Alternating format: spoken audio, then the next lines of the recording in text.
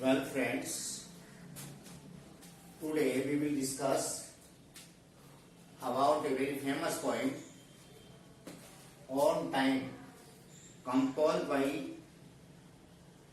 John Milton. As you know, John Milton was a great religious poet. He composed many poems. This poem is one of them. Now the poet seems to disturb himself. His mood is not joyous when he sees the modern time of that time. It was the envious time. The relation between the people are envious. They are not sweet. So there is a burden in the mind of the poet in the concern of the envious time. मैं आपको ये कविता हिंदी और English दोनों में समझाने का प्रयास करूंगा। कवि टाइम को देखकर परेशान है और वो चाहते हैं कि टाइम जल्दी से गुजर जाए और expected to come a new time, joyful time, truthful time, lovable time.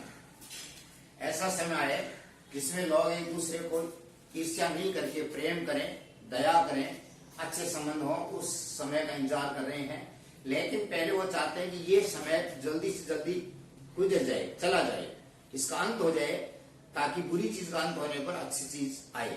तो यहीं से मैं लाइन टू लाइन आपको समझाने का प्रयास कर रहा हूं। देखिए, फ्लाई मीन्स उड़ना, जाना, एनवियस ईर्ष्यालु टाइम, कि हे ईर्ष्यालु समय तुम यहां से चले जाओ। The poet address the envious time to fly away till thou run out thy race. Till thou run out का मतलब खत्म हो जाना, तुम्हारी रेस खत्म नहीं हो, अर्थात जब तक तुम यहाँ से चले नहीं जाते हो, तुम चलते रहो।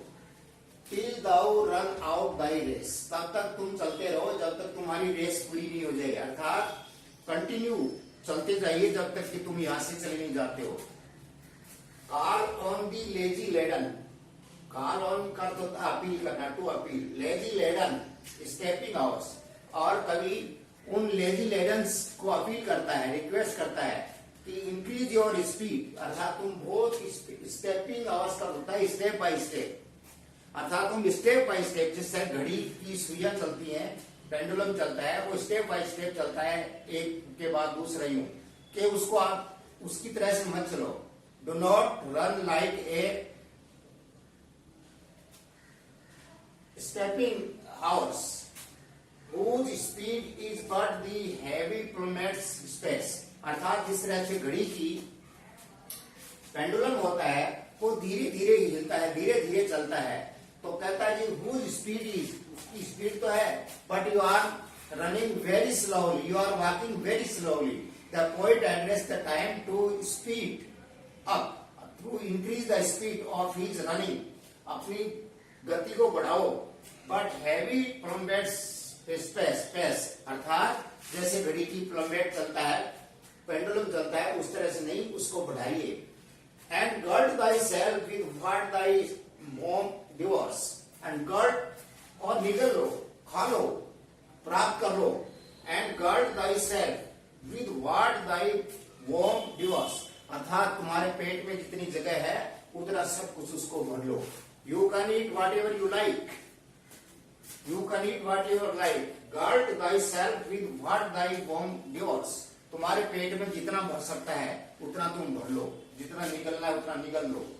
Which is no more than what is false and vain, because अगर तुम ये सब कुछ ले लेते हो तो उससे कोई फर्क नहीं पड़ता है। Which is no more than, क्योंकि वो false और vain, बेकार और व्यर्थ की चीज के अलावा और कुछ भी नहीं है। You can bluff it, only the things which are vain and false, तो इससे कोई फर्क नहीं पड़ता है। एंड merely mortal dross, और क्या है, सब नाशवान है। ड्रॉस का मतलब सबसे तुच्छ वस्तु, mortal dross अर्थात नाशवान है, जिसका अंत निश्चित है, और बहुत ही निम्न स्तर की जो चीजें हैं उनको तुम ले सकते हो। So it is our loss, इसलिए हमारा कोई इसमें लॉस नहीं है। The there is no loss of our side, so little is thy gain, और ना तुम्हें इससे कोई प्राप्त होने वाला है। अर्थात poet want to say to the time that you should increase your speed and go away from here, you should empty the place to come the good time, अर्थात अच्छे समय को आने के लिए जगह खाली करो और तुम यहाँ से चले जाओ और तुम्हारी स्पीड को बढ़ाओ। He also appeal to the time to increase his speed, और तब तक चलते रहो जब तक कि तुम यहाँ से नहीं चले जाते हो, और जो तुम्हें खाना है वो खाओ, पेट भर लो, ठूस लो, जितना भी लेना है वो सब ले, क्योंकि जो कुछ भी तुम लोगे वो which is no more than what falls and vain, वो बेकार की चीजें हैं, and merely mortal dross, और जो भी नासमान और निम्न स्तर की चीजें हैं, so little is our loss, उससे हमारा लॉस भी नहीं होने वाला है और तुम्हें भी कुछ प्राप्त होने वाला नहीं है। This is the first stanza of the poem. In the second stanza, the poet says, for when as is thing bad thou hast entombed, for when as is thing bad thou hast entombed, अर्थात जब तुम सारी गलत चीजों को, बेकार चीजों को आप खा चुके होगे, उनको समाप्त कर चुके होगे, उन सब चीजों को आप समाप्त कर चुके होगे। For when as is thing bad thou hast entombed, अर्थात जब उन सब चीजों को तुम समाप्त कर चुके हो, खा चुके होगे, and last of all thy greedy self consumed, और अंत में आपका जो greedy self है वो consumed हो जाएगा, समाप्त हो जाएगा।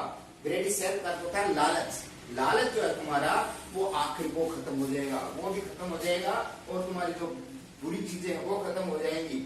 and the last of all thy greedy self consumed, then long eternity shall greet our place, और तब when the bad time will finish, then the good time will come, जब बुरा समय खत्म हो जाएगा, envious time खत्म हो जाएगा, तो फिर एक अच्छा समय आएगा, that will greet our bliss, वो हमें ग्रीट करेगा, वो हमें ग्रीट करेगा, हमें ब्लेस देगा।